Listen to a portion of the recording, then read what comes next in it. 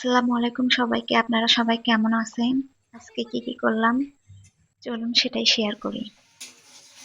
ঘুম থেকে উঠে প্রথমে রান্নাঘরে আসলাম রান্না করার জন্য।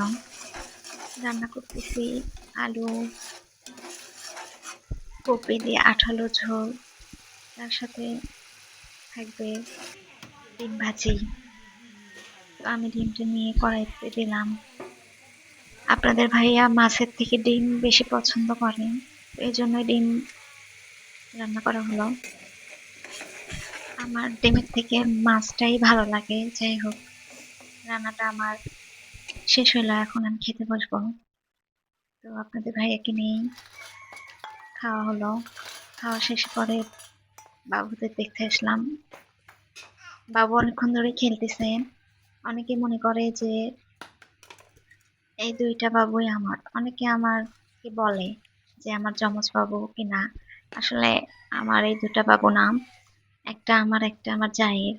তো যাই হোক, ওরা দুজন খেলা করতেছে। ওরা মাঝে মাঝে দুষ্টামিও করে। বসটা এরকম করো না বাবা, এই যে। তো যাই হোক, আমার কাজ ছিল, তো বেলকুনি আঙিনা লেপার জন্য আমি মাটি নিচ্ছিলাম পুকুর থেকে।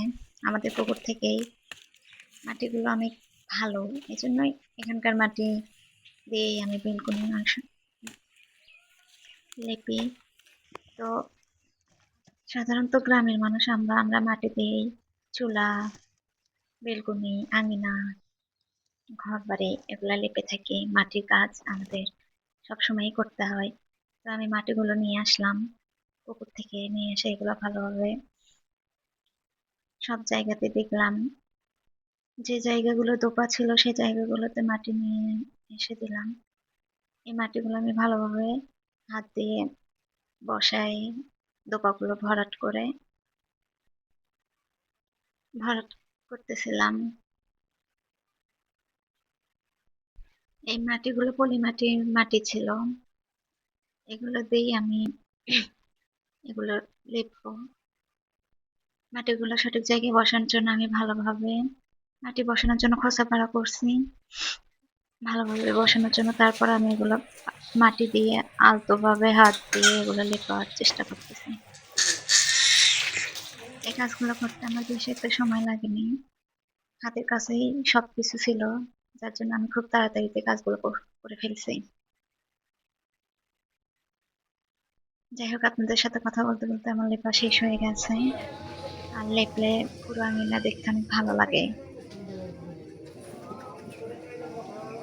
আমার কাজ দেখে আমি অবাক হয়েছি। যাই হোক, এদিকে ফ্রেশ হয়ে বাবুকে কিছু খাওয়াইলাম। ও মানে খাবে এই জন্য কান্না করতেছে। ও পুরোটাই মুখের ভিতর দিছিল, আমি বের করছি দেখে চিল্লাচিল্লি শুরু হয়েছে। যাই হোক, ভিডিওটি ভালো লাগলে অবশ্যই সাবস্ক্রাইব করবেন এবং কমেন্টে জানাবেন